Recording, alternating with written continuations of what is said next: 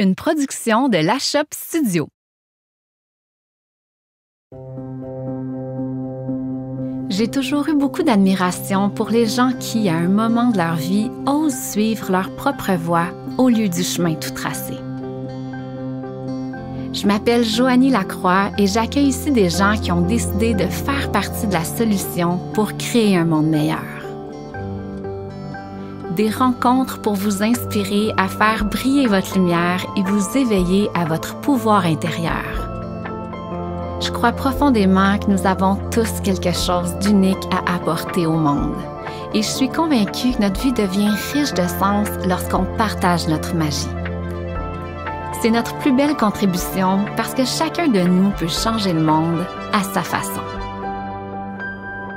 Je vous souhaite la bienvenue sur le podcast de Pastel Fluo. Ce balado vous est offert grâce au précieux support de mes partenaires La Shop Studio, Rose Bouddha, Zayat Aroma et les bijoux Si Simples. À chaque épisode, on enregistre à La Shop Studio et j'ai le bonheur d'être habillée par Rose Bouddha, une entreprise qui est 100% alignée avec mes valeurs. Leurs vêtements sont entièrement faits au Québec de façon éthique et éco-responsable, conçus avec des matériaux recyclés et biodégradables. Utilisez notre code promo PastelFluo15 pour bénéficier de 15 $ de rabais sur toute commande de 100 $ et plus. Zayat Aroma est une entreprise d'ici reconnue partout dans le monde pour la qualité de ses huiles essentielles et la conscience avec laquelle elles sont conçues. Nous avons le privilège que le fondateur et l'alchimiste des essences, Michael Zayat, ait créé pour notre communauté la synergie Renaître à soi, une alliée pour vous connecter à votre essence. Utilisez Pastel Fluo 10 pour bénéficier de 10 % de rabais sur les huiles essentielles de Zayat Aroma. Et finalement, ce podcast est aussi possible grâce au support des bijoux Si Simples. Créés avec amour et intuition, les créations de Si Simples prônent la simplicité, la beauté, la joie de vivre et l'harmonie. La fondatrice Isabelle et moi avons même créé le bracelet Renaître à soi pour vous aider à vous connecter à votre nature cyclique et à vos besoins du moment. Utilisez notre code PastelFluo15 pour bénéficier de 15 % de rabais sur leurs produits. Et sur ce, je vous souhaite une très bonne écoute. C'est un épisode très, très, très spécial aujourd'hui. C'est un cadeau. En fait, mon invitée France a eu un diagnostic de leucémie il y a 3 ans et elle était en rémission. Et il y a quelques mois, elle a reçu un diagnostic à nouveau. En fait, la leucémie est revenue de façon beaucoup plus agressive cette fois-ci. Et elle a appris qu'il ne lui restait que quelques mois à vivre. Et France a décidé de faire sa bucket list. Donc, elle avait plein de rêves qu'elle voulait réaliser avant de s'en aller, avant de quitter cette terre. Puis un de ses rêves, c'était de partager, là je te cite, c'était vraiment de partager ce que tu as appris de la vie sur un podcast. Et on a été mis en relation. Moi, j'ai eu un grand, grand, grand coup de cœur. Et là, tu es avec moi aujourd'hui. C'est pour ça que je dis que c'est vraiment un épisode spécial. Je me sens honorée d'être avec toi aujourd'hui. Honorée de t'accueillir ici. Et tu es tellement rayonnante. T'es tellement... Moi, c'est ça qui m'a marquée. La première fois qu'on s'est parlé, je me suis dit, wow, si proche de la mort et tellement vivante. Souvent, quand on vit notre vie, particulièrement dans notre société occidentale, avec le rythme de vie effréné, on se dit tout le temps, ah oui, mais je vais réaliser mes rêves quand je vais être quand je vais avoir fait ça ou après ça. Puis on repousse. Puis ma première question, c'est une grosse question. Je rentre dans le cœur du sujet dès le départ. Même ça. Mais qu'est-ce que ça change dans l'expérience humaine quand on sait à 43 ans qu'il nous reste quelques mois à vivre? Qu'est-ce que ça transforme dans ta façon de vivre ta vie maintenant? Après certaines étapes perturbantes de la question, parce que ça amène à relativiser plus que la vie réelle. Tout est tellement relativisé par rapport à l'importance de de chaque journée, de chaque minute. Puis, je dirais, je vis une clarté d'esprit que je pense que quand on vit pas une épreuve aussi grande, on fait exprès pour rendre les choses un petit peu plus floues sur plein d'aspects de notre vie, qui nous permet probablement de moins relativiser aussi et de remettre à demain et de s'en faire pour des choses qui ont peu de valeur ou peu d'importance réellement pour nous. Mais parce que je veux quand même préciser qu'il n'y a pas de petits projets, il n'y a pas de petits problèmes. Hein? Ça dépend de ton univers, ce que tu vis. Mais effectivement, quand d'un jour à l'autre, tu te fais annoncer que tu vas avoir juste la moitié de ta vie à vivre, puis que ça te donne l'impression que la première moitié, tu faisais juste placer tes pions, puis que tu pensais commencer à jouer. À un certain âge, ça me donnait un peu cette impression. Puis là, tu te rends compte que non, tu n'auras pas le temps de jouer. Tu as juste placé des pions dans ta vie.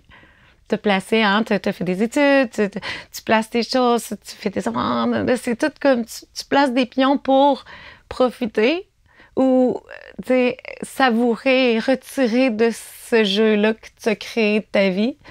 Puis tout d'un coup, on te fait, tu réalises que t'as pas le temps de jouer, en fin de compte. C'est là, puis mais en toute honnêteté, je suis la personne depuis toujours qui a fait de ma vie un rêve et non, j'ai jamais rêvé à ma vie, je l'ai fait. Ça fait que... Oui, parce que c'est ça, je t'écoute parler, puis... Tu sais, j'ai l'impression que tu as plusieurs vies dans ta vie. Tu es prof de yoga, tu as tes studios, tu es herboriste, tu as aussi tout l'architecte paysagiste. Oui. Est-ce que c'est ça que... Oui. Donc, c'est ça. Donc, j'ai l'impression que... je ne te connais pas beaucoup, mais quand même, de l'échange qu'on avait, que tu mordais quand même dans la vie avant. Mais là, c'est encore plus comme à un autre niveau quand... je pouvais plus mordre quand j'avais pas à gérer la maladie. La douleur, ouais. Parce que là, je suis, comment on disait ça, pas que je suis pas fiable, mais j'ai pas de garantie sur moi-même que demain, est-ce que ça sera pire demain, est-ce que ça sera mieux?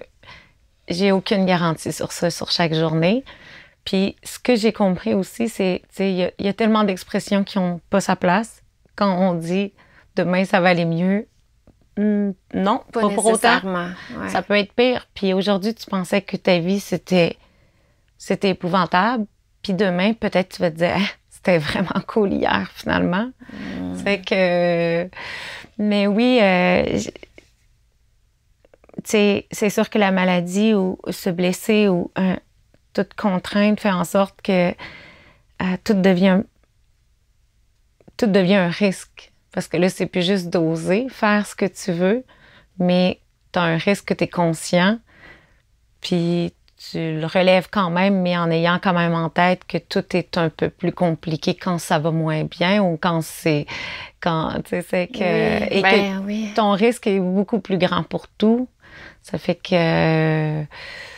Est-ce que là, j'ai l'impression de vivre plus parce que je vis ça? Non. Mais j'ai vraiment l'intention, par exemple, de ne pas regarder ma vie par la fenêtre. Puis cet automne, après l'annonce, puis là, j'avais vraiment un gros gap dans mon cœur parce que plus on stimule l'énergie, plus on a de l'énergie. C'est que moi, je suis une fille qui dort. J'ai pas besoin de beaucoup de sommeil, puis je fais beaucoup de types de projets parce que j'aime faire tellement de choses. Puis là, c'est ça, cet automne, c'était vraiment le gap de être en pleine capacité et là, tomber avec 1/5 de l'oxygène qu'une autre personne a dans son corps, tu sais, à tous les niveaux, juste réfléchir est épuisant, là, c'est ça. La réalité de la maladie. Fait que là, tu sais, j'avais vraiment un deuil à vivre avec ça. Sur le coup, j'en étais consciente, mais avec du recul, là, maintenant, depuis 3 semaines, là, ça va vraiment mieux. Mais jusqu'au jour de l'an, les choses changeaient pas aussi, les étapes étaient longues, puis je regarde ça avec du recul, puis c'est vraiment un deuil sur la personne que j'ai été. Je pense qu'on vit plusieurs versions de nous-mêmes dans notre vie, Mais là, c'en est une grosse de... Il n'y a plus rien qui s'applique. C'est tout ce que je connaissais de moi, les façons de prendre soin de moi, les choses, mes phrases leitmotiv, tout ça s'applique plus. Ouais. Puis là, je savais qu'il fallait que je le vive pleinement.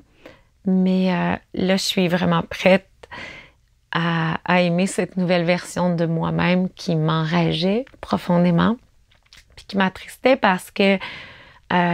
puis là, je me suis dit, non, c'est pas vrai que je peux plus faire plein de choses qui me rendaient triste de ne plus faire. Il faut juste que j'apprenne à les faire avec cette nouvelle version de moi-même. Ça fait que... Et apprendre, j'adore ça. Même ça, c'était une des choses qui me rendaient triste. Moi, je suis une fille, si j'étais millionnaire, je ferais juste ça, étudier toujours. C'est que ça aussi, ça me faisait de la peine dans cette réalité de se projeter à étudier, de faire... Ouais, il y a tellement de choses que tu vas encore apprendre. C'est plus mais valide parce que tu te dis, bon, mais mon temps est précieux. Comment je dois l'investir? Puis c'est ça, je dirais, le plus complexe. Comment tu veux investir chaque minute? Parce qu'en ce moment, ben, mes mois sont comme des années. Mes semaines sont comme des mois. Et ainsi de suite. Ça fait que de passer une semaine à l'hôpital, pour moi, c'est comme passer un an à l'hôpital dans ma valeur de temps. Du temps qui reste. Ou si je suis pas en forme, puis je réussis pas à trouver... Tu sais, cet automne, c'était ça. Je suis allée dehors. C'était un effort de tout ça. J'avais l'impression de regarder ma vie par la fenêtre. Puis j'avais l'impression d'épuiser des années précieuses en l'abstant de la valeur que ça prend. C'est que ça fait encore plus freaker quand tu as l'impression de perdre ces précieuses minutes à faire des choses qui... Moi, j'aime le côté un peu délinquant de la vie, là. C'est comme... Oui. Mais je vais te reposer ma question autrement dans ce cas-là. Comment est-ce que tu as envie d'investir et où tu as envie d'investir ton temps, ton énergie maintenant? Parce que tu sais que c'est beaucoup ça qui se transforme. C'est très perturbant comme question. Puis c'est tellement une question que j'ai eu qu'on m'a beaucoup posée, que je me posais à moi-même. Et je pense quand on vit des grandes épreuves, on a des périodes où on réfléchit encore plus profondément à chaque mot qui est dit et chaque question comme ça qu'on se pose. Puis, c'est difficile. C'est vraiment une question difficile pour soi-même de répondre à ça. Mais il a fallu que je fasse une psychanalyse de moi-même pour réussir à dire les bonnes choses pour moi, dans le sens que tout de suite, spontanément, je disais comme par exemple, j'aimerais renicher mes studios parce que là, avec la COVID, en mai passé, je les ai fermés, puis je me disais, bon, dans 1 ou 2 ans, le temps que notre société se replace de ça, parce que c'était vraiment, vraiment pas un beau contexte. Ouais, c'était difficile. Je me disais, je vais laisser passer 1 ou 2 ans avant de le renicher. Là, c'était genre de choses que je mettais en haut de ma liste. J'aimerais renicher Rebelle parce que c'est pas juste des cours qu'on donnait, c'était carrément une philosophie. Exact, une façon rafraîchissante du plaisir, de connecter avec son corps, l'entraînement à travers le plaisir. C'était vraiment ça. C'est que ça, j'y tenais. Puis en même temps, tu te dis, bon, mais j'ai investi combien d'années, combien de milliers d'heures de ma vie à m'investir à bâtir ces projets-là. Puis là, je vais laisser tomber ça. C'est que j'accordais de l'importance. Puis, en fin de compte, si je me psychanalyse réellement là-dedans, ben je pense que depuis vraiment, vraiment longtemps dans ma vie, ça, c'est mon profil à moi, mais je pense que j'ai la peur d'avoir l'air égoïste dans ma vie. Alors, je suis une personne très, très, très généreuse de ma personne, mais si je me psychanalyse, je crois que ça vient de là. Et c'est quoi la raison? Là, on va pas embarquer dans tout ce détail-là. Et là, j'ai réalisé que les choses que je mettais sur ma liste étaient reliées à ces choses pour les autres. Ce qui j'accordais de l'importance, c'était les choses qui font du bien que les autres allaient pouvoir avoir quelque chose pour vrai à garder. Ben, en ce moment, la vérité, ben, rêver de voyager, rêver de tout les choses qui sont absolument pas non recommandables dans ma situation actuelle, ça me fait triper, ça me fait vivre. J'ai le goût de m'entraîner encore plus, j'ai le goût de dépasser mes limites parce que je rêve, puis pas juste je rêve.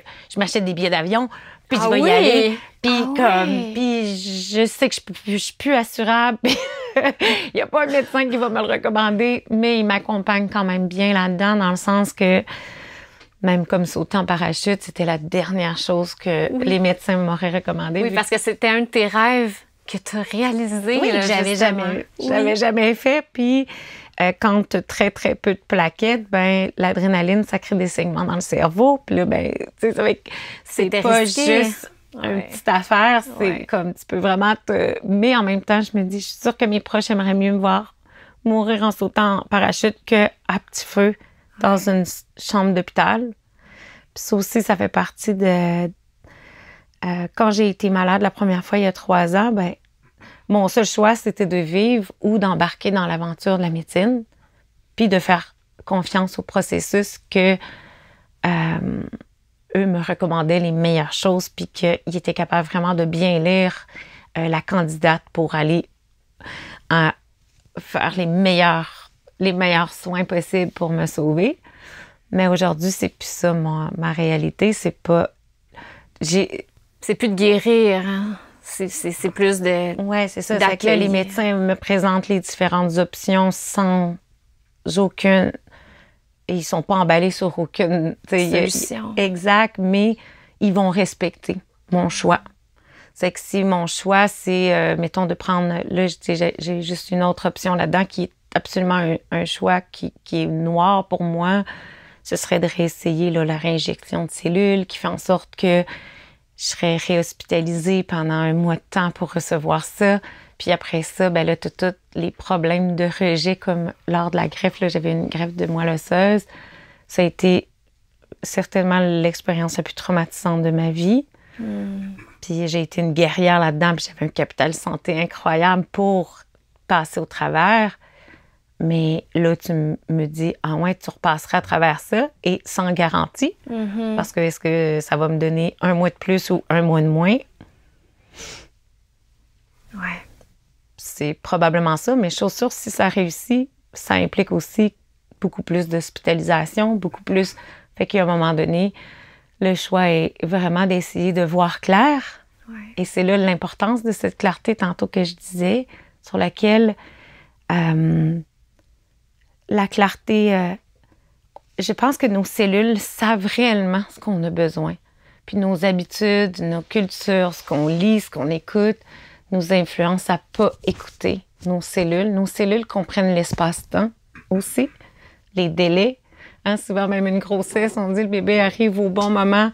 Il y a comme un truc qui se passe, qui est au-delà de ton calcul, qui est au-delà de ce que tu aimerais ou ce que tu veux penser. Puis en ce moment, je me sens plus connectée avec mes cellules que jamais, justement, de quand j'ai des choses sur lesquelles, comme par exemple de rêver de voyager, tout d'un coup, tu le sens dans ton corps. C'est électrique, là, ce qui se passe avec ça. Je me dis, oh, ça, je suis dans une zone pour me donner du beau temps. Je suis dans une zone pour que mon temps soit de qualité. Ben, c'est ça aussi la réalité du temps. Un instant.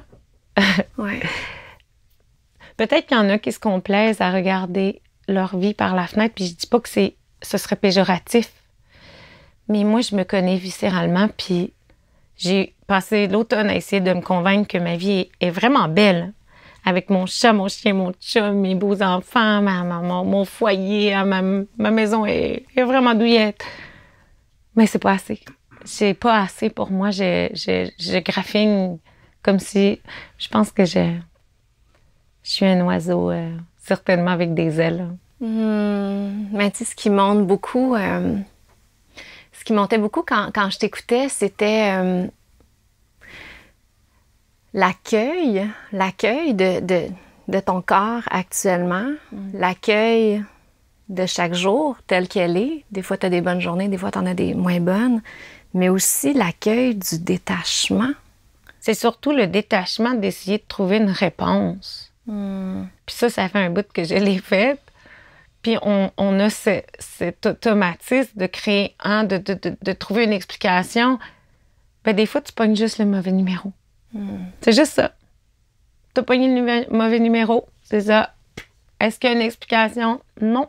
Tu as pogné le mauvais... Tu sais, comme... C'est ce tirage-là. Puis c'est tout.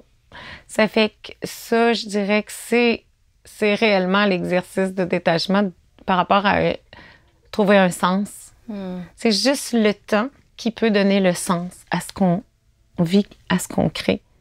Puis même si on aimerait, c'est comme l'artiste qui crée son œuvre, hein, qui fait une belle toile, il y aurait bien beau écrire et développer un sens, ce n'est que les gens qui vont observer la toile qui vont créer le sens et l'artiste va entendre l'interprétation, la façon dont les autres le vivent, qui va faire en sorte que lui va comprendre.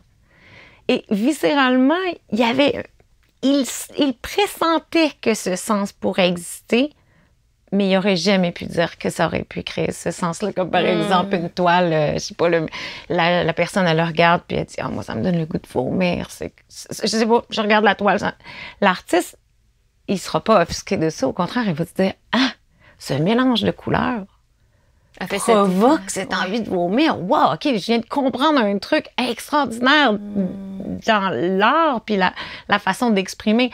Est-ce qu'à la base, il avait calculé de donner l'envie de vomir à quelqu'un? Je pense vraiment pas. En tout cas, c'est juste une métaphore. Je pense tout ça, le but de chercher une explication, puis ça aussi, dans les gens qui nous entourent, ce désir pour eux de aussi donner une explication à ces choses-là. Je pense que c'est bien de pas... de se détacher de ça. C'est correct comme... Puis fais pas de pression à essayer. Puis quand on essaie de donner une explication, ça peut, je pense, être plus maladroit que aidant. Vraiment. Alors, qu'est-ce qui te fait du bien à toi? Qu'est-ce qui est une médecine pour toi? Qu'est-ce qui est une médecine pour toi à ce moment-ci de ta vie avec ce que tu vis?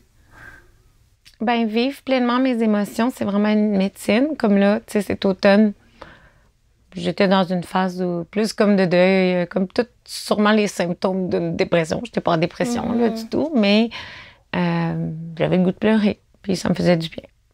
Puis là, en ce moment, ben... les jours, on dirait que ça c'est comme ma médecine, de pas les doser.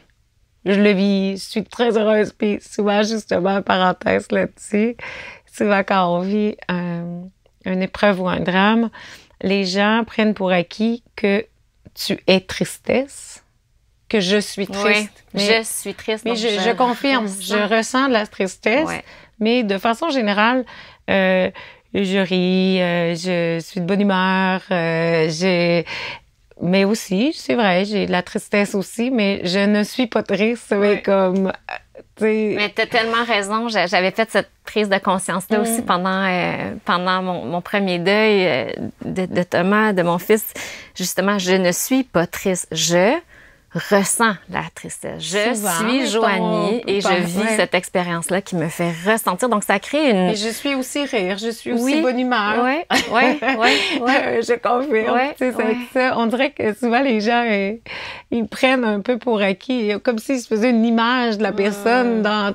C'est comme apitoyer un peu dans sa tristesse. Je me dis, ben non, je remplis pas ma journée de ça, mais oui, ça, tu sais, je m'empêche pas. Mais en toute sincérité, là, il y avait peu de choses qui changeaient. Puis, j'avais quand même déjà beaucoup de connaissances là, sur l'alimentation, les plantes, l'entraînement, tout ça. Puis ça faisait plusieurs années, plus qu'une dizaine d'années qu'à chaque année, on faisait des cures avec les clients à tous les ans que je guidais. Puis, j'avais jamais fait de jeûne, par exemple. Puis, parce que je m'entraînais beaucoup trop pour pouvoir faire des jeûnes dans ma vie. Puis, je ne recommande à personne d'enligner un jeûne sans être bien accompagné puis bien informé sur le type de jeûne qui convient pour eux. Mais j'ai travaillé sur mon projet pendant une semaine après le jour de l'an parce que là, il n'y a rien qui changeait. Puis là, je me suis dit, OK, là, il faut que je donne un choc à mon corps dans le but de repartir mes cellules. Et j'ai fait un jeûne de 5 jours.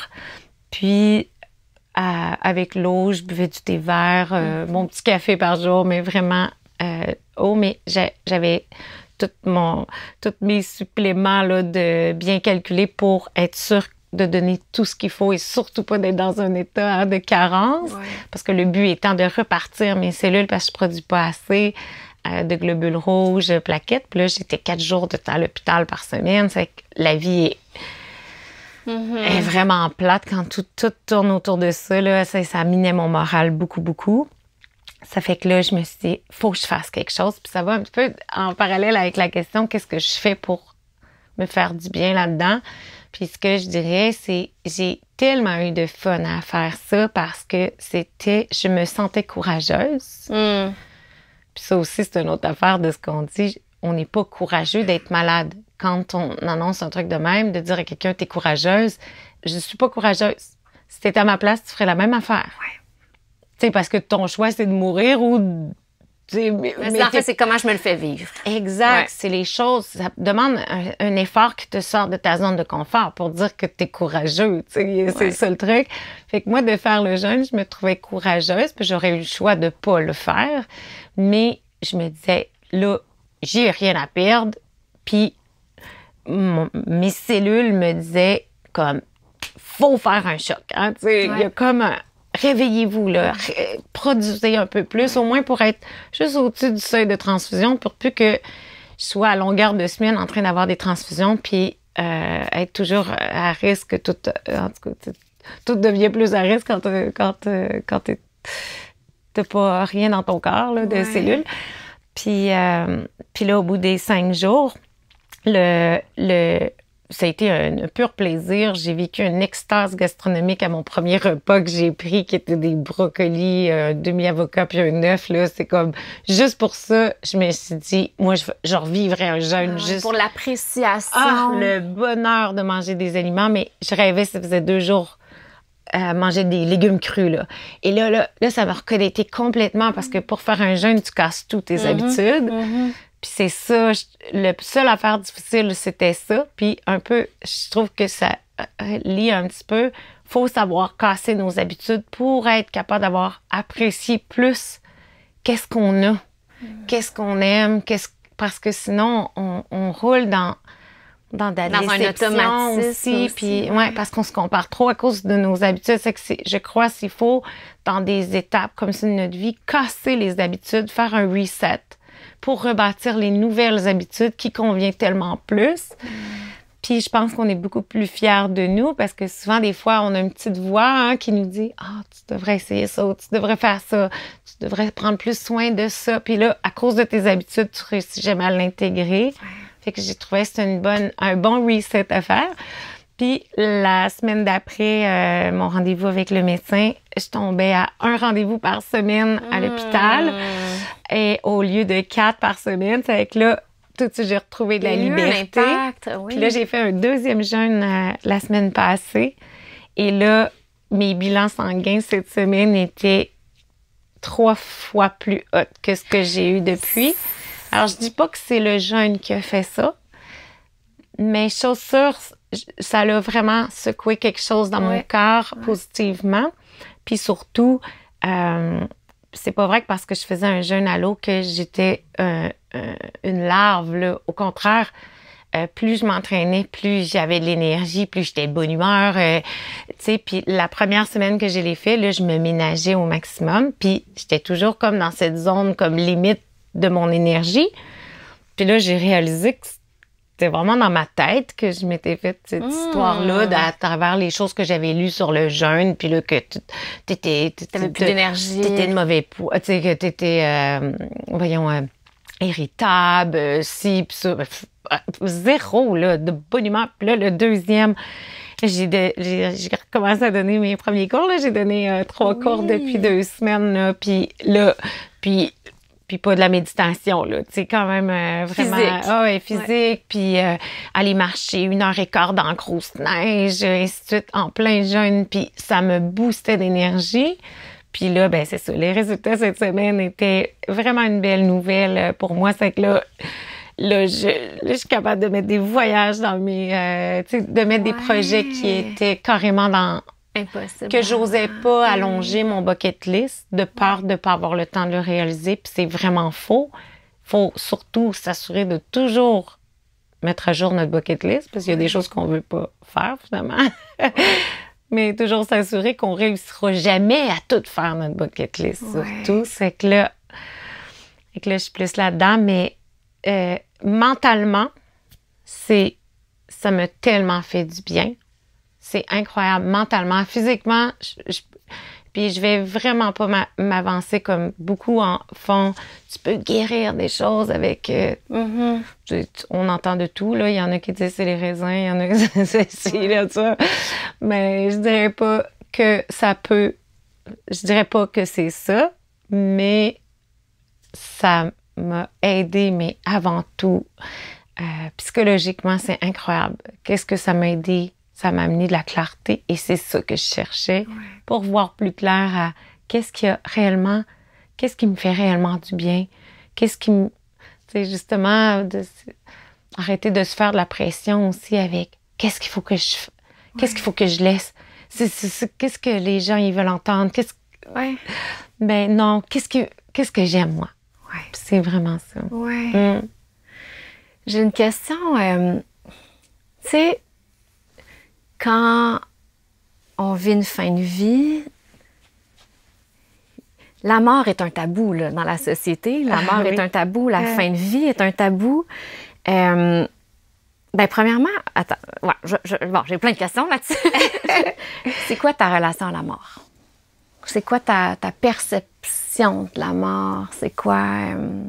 Ben, à cette étape-ci, oui. parce que peut-être ça peut changer. Oui. Mais j'ai une belle relation avec la mort dans le sens que moi, je trouve la mort, c'est quand même rassurant parce que c'est la seule chose que tu peux vraiment garantir dans ta vie, c'est que tu vas mourir.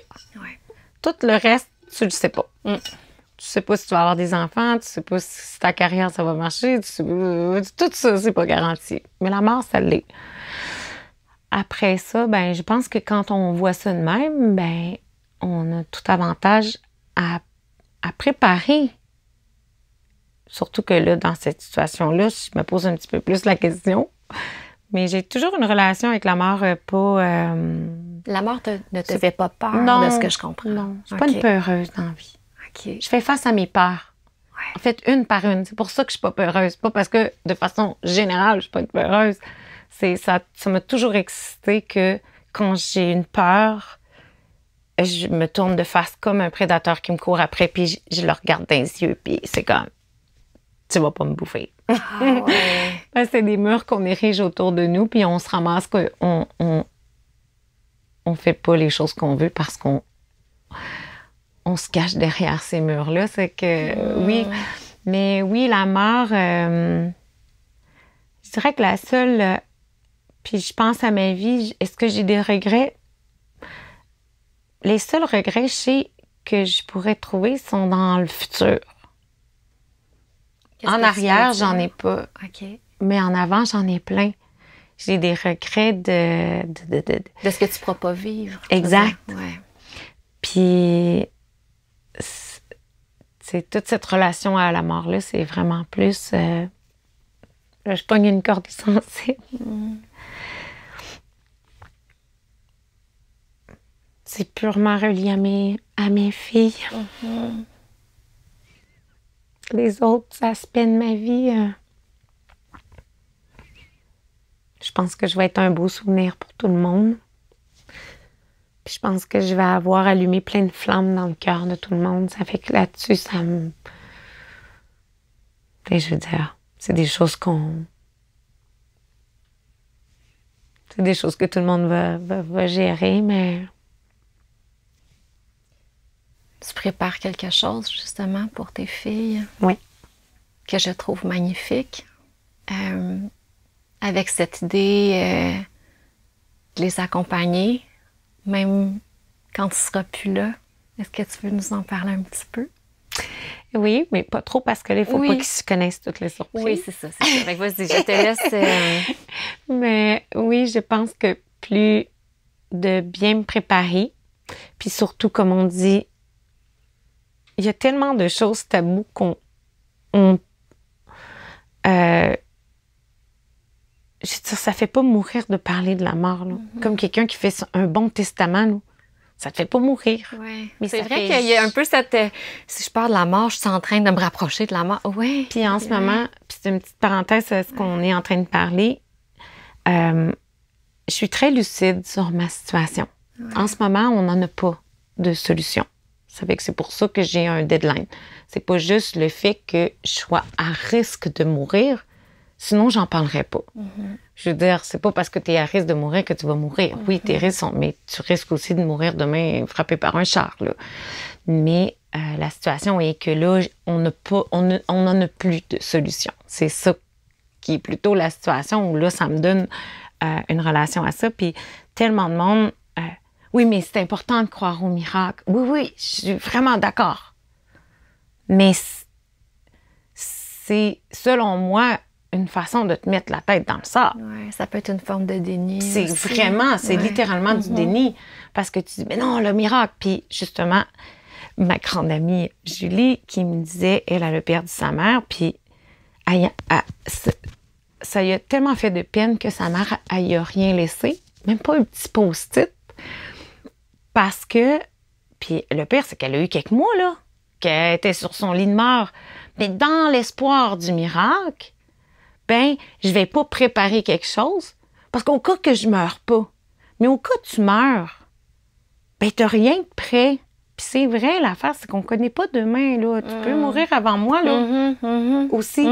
Puis est-ce que tu vas laisser quelque chose? Est-ce qu'il va y avoir au moins un post-it quelque part dans un livre caché ou je sais pas? Ben, ça te fait-tu mourir que de le faire? Au pire, tu le laisseras dans une boîte cachée. C'est avec ces choses-là pour mes filles, je me trouve intelligente d'être lucide. C'est pas que je crois plus au miracle. Mais mettons... Mais tu te prépares. Il y a une... Oui, parce que mettons que tu meurs pas. OK, fine.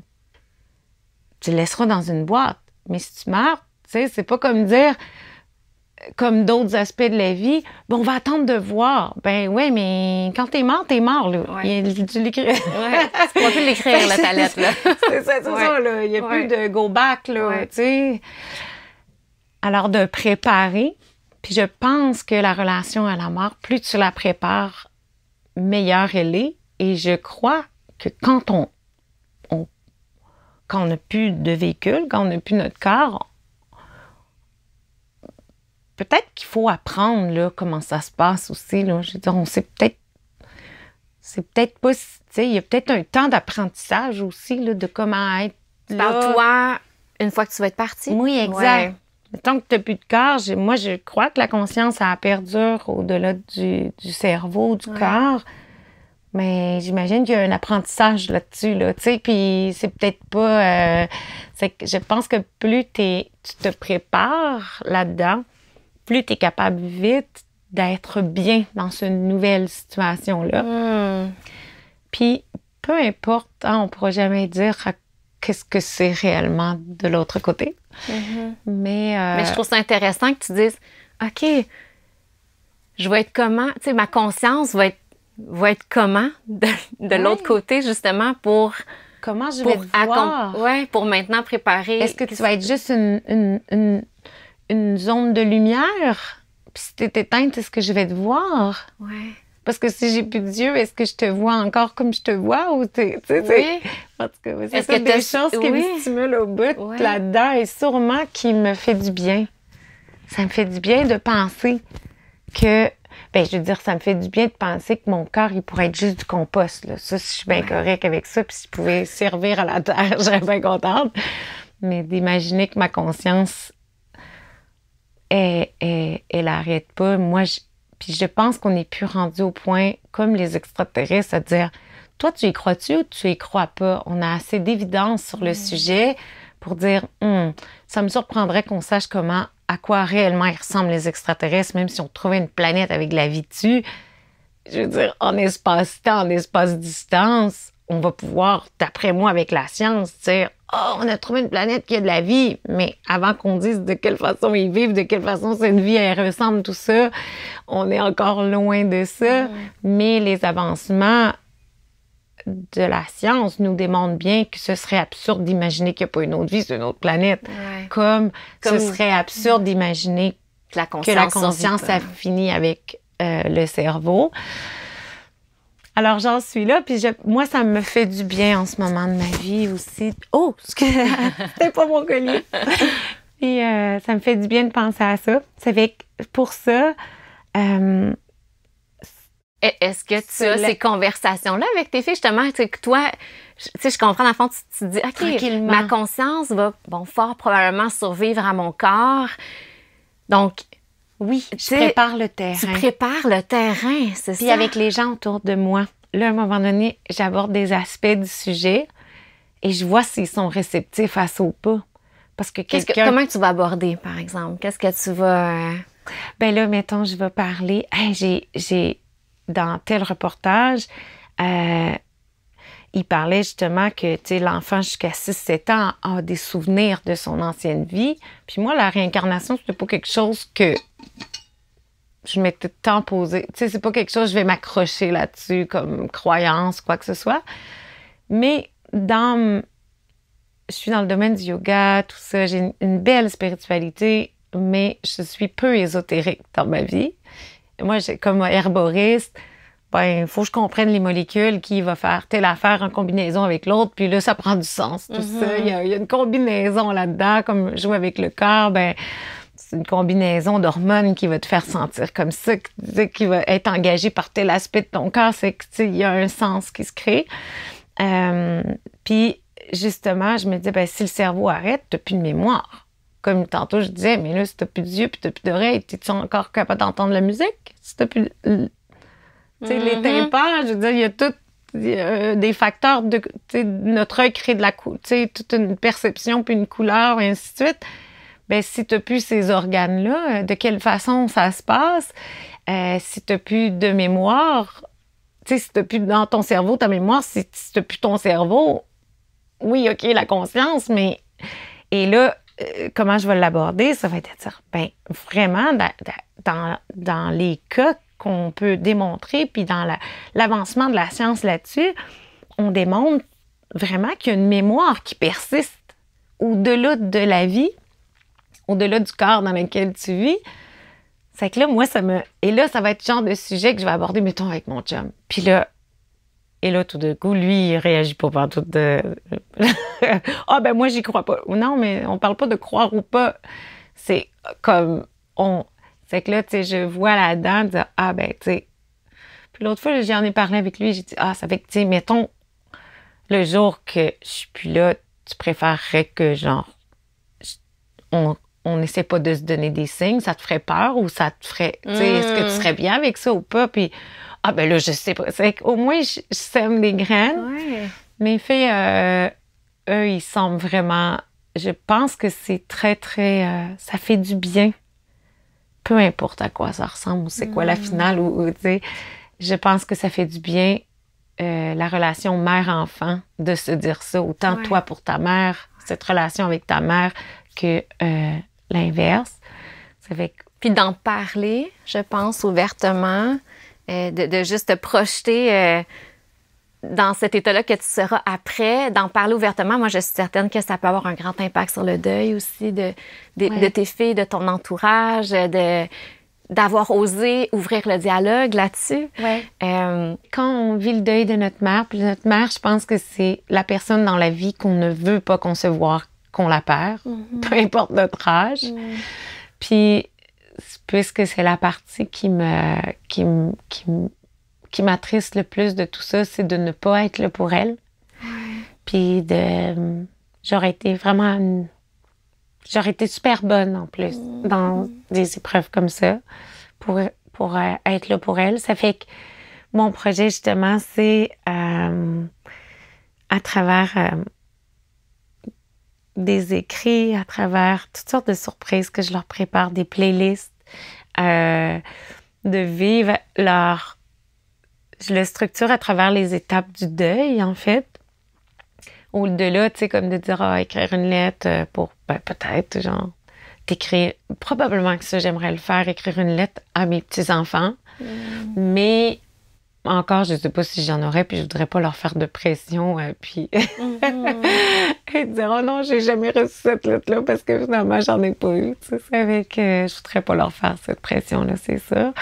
Mais plutôt structurer ce contact-là, créer une communication avec elle, parce qu'à ce moment-là, je pense que je serais là. Il y a personne dans le vivant qui aurait les bons mots. Sauf la Sauf maman. moi. Ça fait que je me permets aujourd'hui d'aller dans cette zone-là, puis de préparer des choses pour les accompagner là-dedans. Puis Dans leur deuil. oui, c'est ça. Tantôt en vidéo, tantôt en écrit, tantôt en musique. Mais des choses que je me dis à ce moment, tu sais, puis il y a des étapes pour pleurer ensemble, puis il y a des étapes pour rire ensemble, puis et peut-être même jouer ensemble aussi.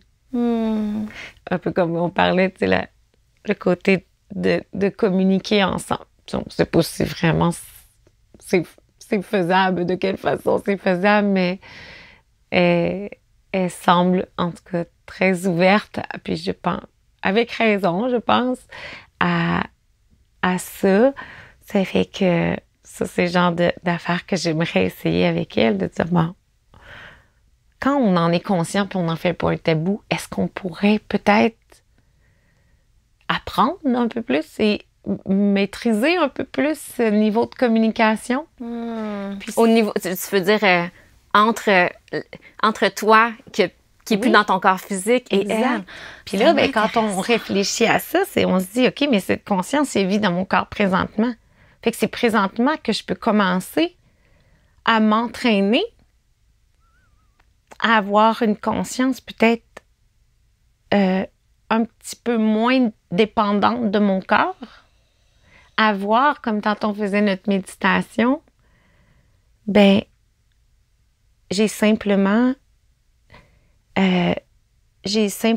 me suis laissée remplir par la visualisation des images que tu m'inspires. Puis ça, c'est la même chose avec les plantes. Hein? On peut un peu l'intuition, en fait, c'est les exercices d'intuition. Plus on le développe, plus on devient connecté avec notre intuition et qu'on arrête de remettre en question ces intuitions-là. Moi, je crois beaucoup à ça. Puis la conscience, je pense qu'elle est vraiment, vraiment dans cette zone. C'est comme cette connexion à notre intuition. Ça fait que... Mais je trouve ça beau ça fait que partie... tu te prépares déjà pour quand tu n'auras plus ton corps de continuer ce lien-là et d'en parler. Moi, ça me touche beaucoup. Je trouve ça vraiment, vraiment... Imagine le choc si tu n'es pas prêt ou si tu veux pas voir ça. Ouais. Puis je le crois qu'il y en a qui peuvent vivre beaucoup, beaucoup de frustration, beaucoup de colère quand tu sais... Mais si tu passes par-dessus cette étape puis tu le vis, tu sais, si tu le projettes plus tôt, peut-être tu le vis. Tu sais, t'es rendu ailleurs dans tes étapes, est-ce que tu peux retirer une expérience beaucoup plus positive de ça? Je le pense vraiment. C'est comme dans tout, hein? Oui. T'es venue aujourd'hui accompagnée d'une grande amie. Oui. Une grande amie pour toi qui est avec nous. Puis je trouve que ça pourrait être vraiment beau, en fait, de t'accueillir avec nous pour la fin de l'entrevue. Oui. Vous vous connaissez depuis plusieurs années. Oui. Julie. Mon âme sœur. Oui. Voilà. Qu'est-ce que ça l'a transformé dans votre relation, cette annonce-là? Comment que vous vivez ça ensemble? Qu'est-ce que ça l'a changé? Mais je pense qu'on a toujours été hyper honnêtes dans toutes les étapes. Ça n'a pas rien changé dans notre relation parce qu'on a toujours été hyper vrai. On s'est toujours permis de pleurer, de vivre tout à 100%. Donc, est-ce que ça a changé notre relation? Je pense pas. Je dirais... J'ai une frustration. Ouais. Mais Voilà. Mais ce qui est fun avec Julie, justement, cette honnêteté-là qu'on a toujours partagée, c'est la personne dans ma vie où je vais essayer certains sujets, puis là, moi, j'ai aucun blocage ensemble, c'est vraiment le fun. Puis je me dis, tu penses-tu que si, mettons, je partageais ça à mes filles de telle façon, puis là, je lui fais le scénario, puis je lui fais vivre l'expérience, mettons, penses-tu que ce serait bien ou ce serait comme un grand coup de poignard? Puis là, elle a toujours le recul, elle est là. Puis elle pleure pas. Tu sais, tu pleures pas si facilement. Mais là, des fois, je pogne des... Là, je me dis, oh, ça, peut-être... Tu sais, comme si c'était peut-être trop plein d'émotions de livrer de cette façon-là, parce que je pense qu'il faut que ça ait un certain format, ce qu'on partage. C'est que Julie, ce qui est le fun, on n'a pas de tabou. Je peux vraiment... C'est la fille avec qui je veux... j'ai eu telle idée par rapport à la mort, là, quand on est là-dedans. Il n'y en a aucun tabou. Puis justement, dire... Elle, ça a été la première. Moi, j'aimerais ça essayer qu'on crée des codes, Ah oui! On va se faire des codes pour le oui puis pour le non. Oui. Puis d'essayer de tester avant. Oui, que ce soit trop tard. Donc comme tu disais tantôt, de vous pratiquer déjà de votre vivant. Parce que, et si ça marchait?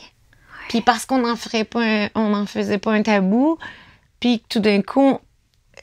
Parce que si on s'en parle pas, communiquer quand on crée aucun barème, c'est difficile. Surtout aucun terreau.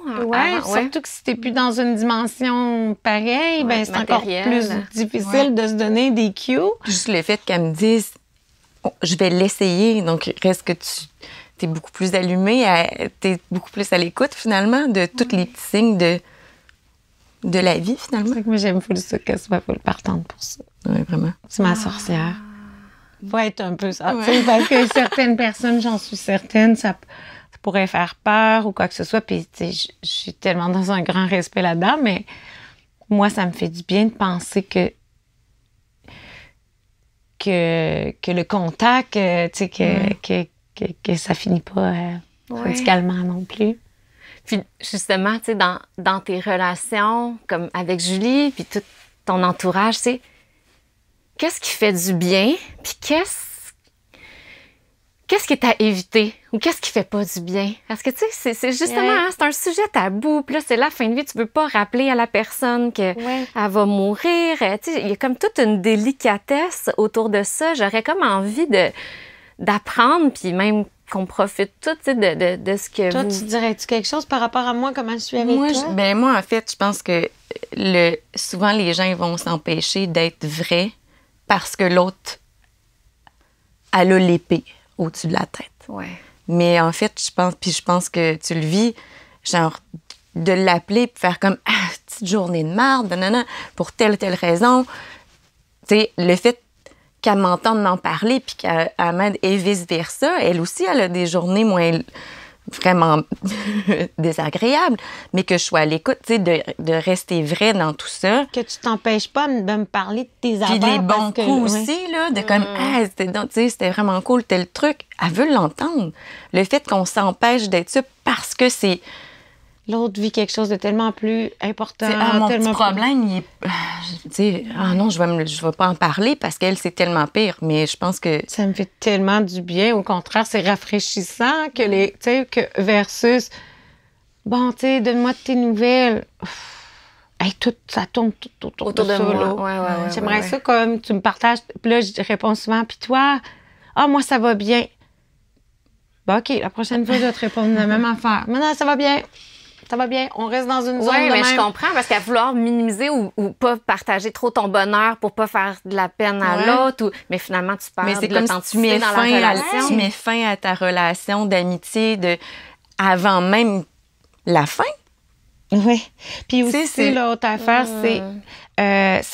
mais surtout, ça donne un vent rafraîchissant pour la personne qui vit une épreuve que tu m'appelles pour me parler de ton bouton. Oui. Je sais pas le complexer. Puis là, je suis comme, oh my God, merci. Oui. Merci. Du quotidien, oui. là. Oui. Oh, ça me fait du bien parce que je relative beaucoup trop ma vie.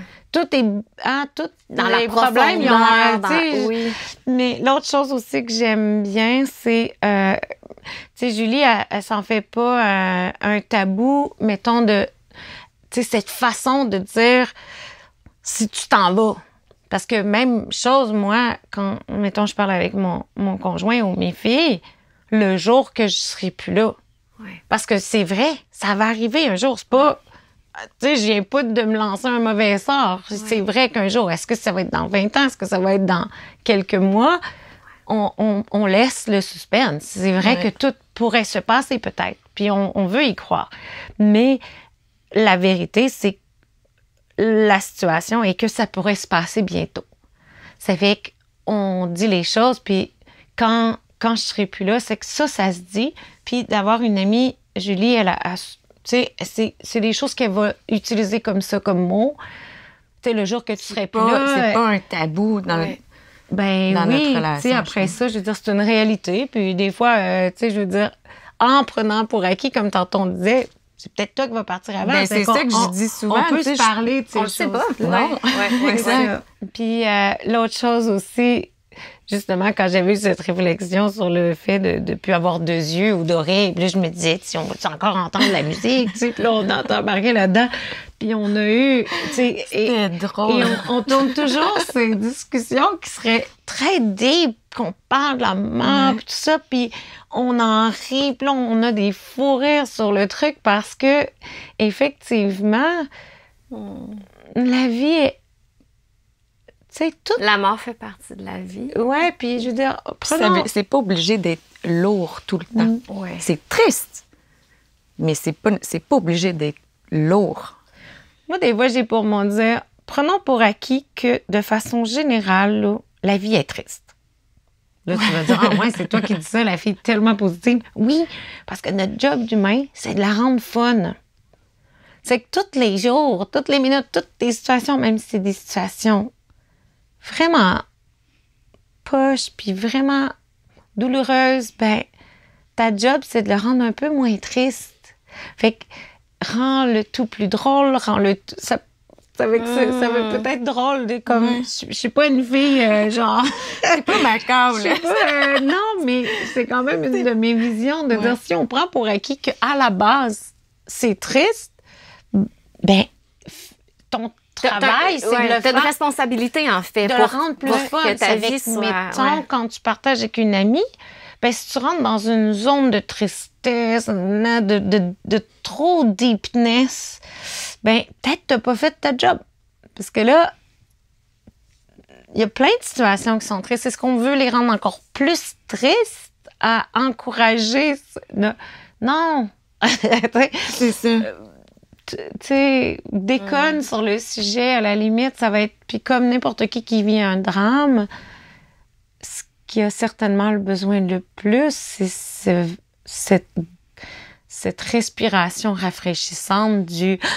Tu sais, je ressens autre chose que de la... Oui, que de la lourdeur. Oui, exact. Ouais. Puis ça peut être quoi, les paroles, justement, qui te font du bien de ton entourage? Ben, en gros, là, les gens, personne n'a besoin de cheerleader. Personne n'a besoin de cheerleader. Quand on vit une épreuve, on a juste le goût que les gens voient l'ampleur de notre solitude. Puis je parle pas juste de ma situation, c'est vrai pour toutes les situations. D'avoir quelqu'un qui te dit « Ça va aller, t'es forte », ça te fait pas du bien. Tu le sais que ça va aller. Tu le sais que ça te met de la pression. Tu n'es pas condamné à jamais, comme tantôt on disait, je ne suis pas de tristesse. Je suis aussi toute plein d'affaires. Mais ça va aller, t'es forte. Ça, je le sais. Mais là, en ce moment, je vis ça. Ouais. C'est que la chose qui fait le plus du bien, c'est de se faire dire, c'est donc bien de la merde ce que tu vis. C'est vrai. Donc, de valider. C'est donc bien poche. Mais l'espèce de compassion de... Ben ça, c'est par rapport à la façon de le dire. Mais après ça, les choses qui me font du bien, c'est que les gens, ils s'empêchent pas de me parler. Comme, là, tu sais, je fais beaucoup d'événements l'été. Là, je le sens, la corde est délicate. Les gens n'osent pas m'appeler pour me proposer les événements de peur qu'ils me dérangent. Mais en fait, ce que j'ai le plus besoin en ce moment, c'est que les gens me lancent des projets. Puis moi, j'étais une fille de concrétisation de projets. Hein. C'est moi qui étais très créatrice de projets. Puis là, les gens veulent pas attendre de voir quel projet je veux faire. Mais c'est lourd pour moi. Parce que je peux pas me fier sur moi. Mais par contre, d'être invitée, c'est sûr que je suis assez intelligente pour me baquer là-dedans, pour toujours avoir une équipe autour de moi qui, peu importe comment, qu'est-ce qui arrive, ben je sais que je mettrai pas dans le trouble le projet ou quoi que ce soit, mais d'être invitée. Oui, d'être considérée encore comme vivante. Ben, c'est ça, de puis vivre. Les gens, ils m'appellent. Oui, je suis vivante jusqu'à temps que je vais mourir. Là. Ouais. Fait que, oui. Appelez-moi pour me proposer des choses. Oui. Cogne à ma porte. Puis même si ça paraît farfelu, puis tu te dis dans ta tête, ben non, mais non, mais moi, j'aime ça, faire des choses délinquantes en ce moment. Ouais. C'est sûr qu'à, mettons, dans ta situation, c'est beaucoup plus... Tu sais, de se faire inviter versus toi de le proposer, puis que finalement, oups, c'est ton backup qui doit... Tu sais, c'est... Versus... Ouais, il faut que les gens, ils viennent vers toi. Et non l'inverse. Ben, en tout cas, qui cognent à ma porte, puis Ouais. surtout qui ne s'empêchent pas de m'appeler parce que je suis malade. Comme, tu sais, j'ai ce genre d'amis qui vont me FaceTimer. Puis, tu sais, je peux pas, je réponds pas. Puis Oui. si je peux, je réponds. Puis là, blablabla, puis là, on se tient au courant. Ils m'écrivent pas pour dire « J'aimerais ça que tu me donnes des nouvelles. » Oui, Ouf, oui. ah ouais. Ça crée de la pression. Là, je dis Ouais. « Puis toi, tu sais, moi, ça va. » Ben, ce qui me fait du bien, c'est ce genre de vent rafraîchissant, Ouais. tu sais, de la vraie vie, Ouais. puis même, puis pas juste de faire semblant que ça existe pas. Parce qu'effectivement, ma situation est particulière. Si ça fait longtemps qu'on se parlait plus souvent, mais qu'on s'aime donc bien, ben oui, casse-le la situation. Parce que là, peut-être qu'on n'aura plus beaucoup de temps Oui. pour se parler. Ben, C'est c'est ça. vas-y, ose, appelle-moi, puis je peux pas, je vais pas répondre. Tu vois. Oui. C'est vraiment... Oui, il y a comme une opportunité. Là on le sait. Là, donc, Ouais. tout ce Ouais. que... Oui, tout à fait. Attends pas à demain. Non, c'est ça. Ouais. Puis ce que tu as besoin de dire, d'exprimer, ben justement, ça revient, je pense, à l'authenticité, à être vrai. Puis même pour toi aussi, tu sais, de quitter le cœur léger, le cœur... le podcast s'appelle « Renaître à soi et changer le monde à sa façon ». Puis souvent, je réalise que les gens qui décident de renaître à eux-mêmes, c'est souvent après des grandes épreuves, que ça les shake, puis c'est comme... ça leur donne une force de vie pour s'ancrer dans leur chemin. C'est la même question que je pose à tout le monde, parce qu'il y a beaucoup de personnes qui écoutent le podcast qui ressentent que leur vie manque de sens actuellement, qui ressentent que... Ils savent pas, en fait, c'est quoi. Ils savent qu'ils sont pas à bonne place ou que la vie pourrait goûter autrement, mais ils savent pas exactement comment se mettre en mouvement. Fait que c'est la même question que je pose à tout le monde. Qu'est-ce que tu aurais à leur dire à ces gens-là qui nous écoutent, qui ont envie de renaître à eux-mêmes, qui ont envie de créer une vie plus riche de sens à partir de toi, de ton vécu, des prises de conscience que tu fais, qu'est-ce qui te vient? Mais ce qui me vient, c'est que tantôt, j'ai abordé le truc. Quand on vit dans la vie normale, on enterre ce qu'on est viscéralement. Et je pense que c'est bon, c'est pour être sûr que les choix que tu fais, les apprentissages, pour être, tu sais, on veut le remettre en question parce que viscéralement, depuis qu'on est tellement petit, il y a des choses qu'on est fait pour. Il y a des choses qui nous... C'est presque illégal, hein? C'est presque illégal de faire ça dans un travail parce que c'est tellement viscéral. Ouais.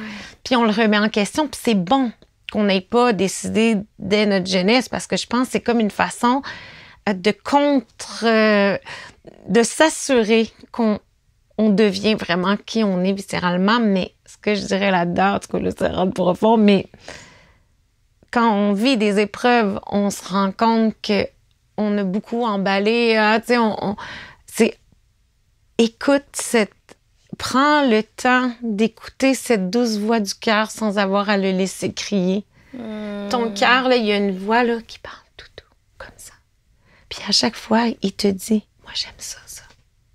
Ça, moi, je suis tellement bien ici. Mais c'est une toute petite voix. Puis là, tout le brouhaha là, est plus fort, hein?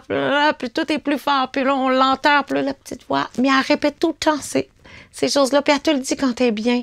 Puis elle te dit qu'elle a le goût de manger ça. Puis là, tu sais... Puis là, et jusqu'au moment où notre cœur crie, hein, a besoin de crier à grande gueulée. Arrête! Puis là, enfin, on l'écoute. C'est que ce serait un peu ça, je dirais, et cette clarté que je parlais, c'est cette... Là, tu sais, mon cœur, il a pas besoin de crier fort, là. Ouais. Tu sais, j'entends tellement mieux. Puis puis je pense que c'est correct, tu sais, de remettre en question qui on est, mais plus on connecte avec cette personne viscérale qu'on est, plus on se déploie dans tout, dans notre profession, dans notre rôle de maman, parce qu'on on sait ce que notre corps a besoin, on sait ce que notre tête a besoin, puis on arrête de le remettre en question avec ce qu'on lit, avec ce qu'on écoute, avec ce qu'on se fait dire, avec notre culture.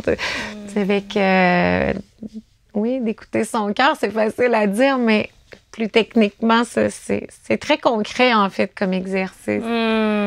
Ah, tout à fait. Puis notre cœur nous ramène toujours à... Dans le fond, tout ce qui nous appelle, c'est ce qui nous rend vivants. Finalement, ça nous ramène à la vie. Donc, en terminant, qu'est-ce que je te souhaite? Qu'est-ce que je vous souhaite pour ces mois, peut-être ces années qui restent? Qu'est-ce que je te souhaite? Le plus beau temps. Du temps de qualité. Le plus d'énergie pour réaliser tous les voyages, puis genre... Ta bucket Exact. list. Ouais. Exact. Je te remercie profondément d'avoir pris du temps. Merci d'être venue jusqu'ici. Merci à toi, Julie, d'avoir rejoint la conversation. Merci. C'est ça. C'est une leçon de vie. Hein?